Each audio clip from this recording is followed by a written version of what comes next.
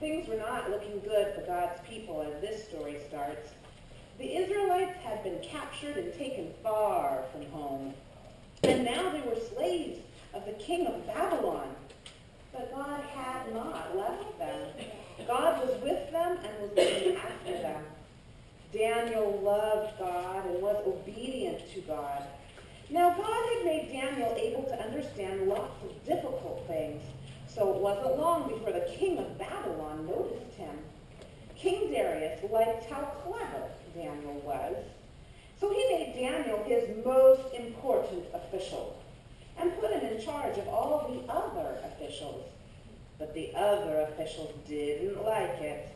They wanted King Darius to like them best, and they wanted to get rid of Daniel. So they spied on Daniel. They tried to find things wrong with Daniel, things that they could tell the king, things they could, but there weren't any, none. They couldn't find anything at all, except there was just the one thing. Every day, 3 times a day, without fail, no matter what, Daniel went to his room, closed the door, and prayed. The other officials smiled to themselves. Hey, let's get the king to make a new law. Like, how about if no one is allowed to pray to anyone except to the king? Yeah, that will be great.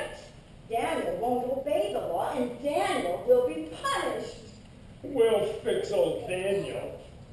He thinks he's smarter than we are, but we'll show him. We're 12 times more clever than he is. Yeah, we're the clever ones.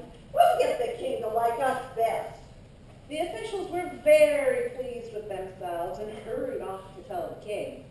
King Darius liked their idea. He didn't realize they were tricking him, so he made it into law. This is my new law. Listen closely, everyone, and obey. You shall not bow to anyone unless it's me. If you don't obey, the lions will have you for their dinner. Daniel heard this. He knew it was wrong to pray to anyone except God. He knew he had to do what God said, whatever it cost him, even if it meant he would die.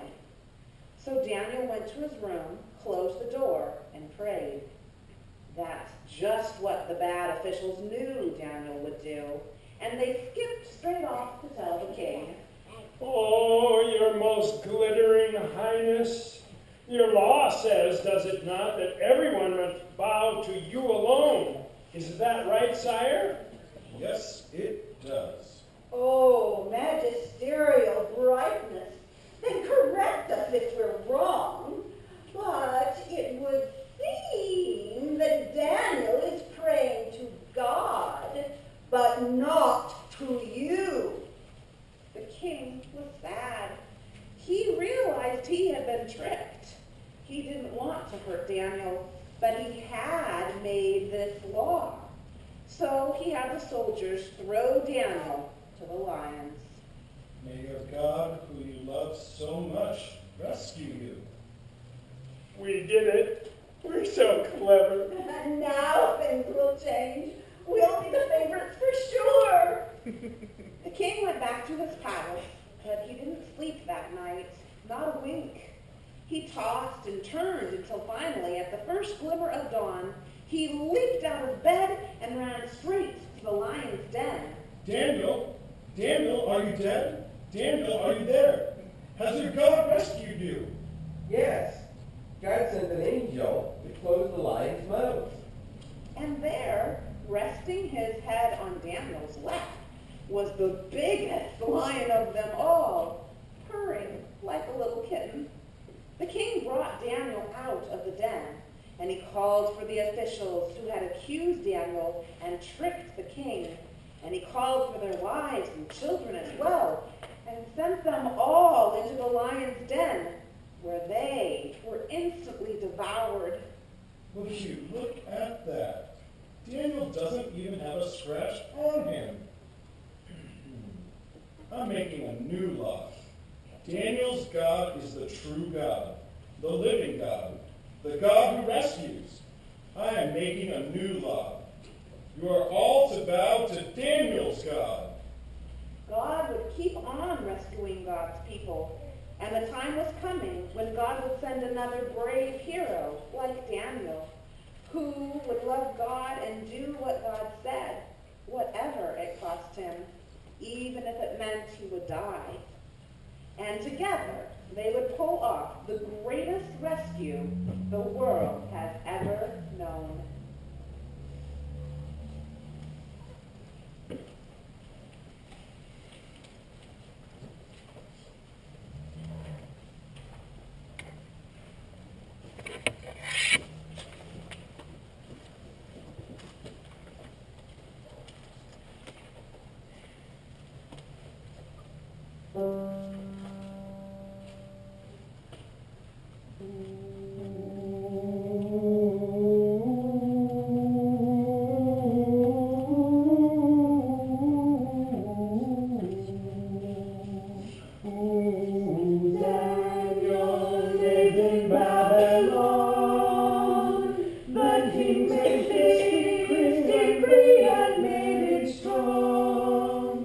You shall not bow to anyone unless it's me.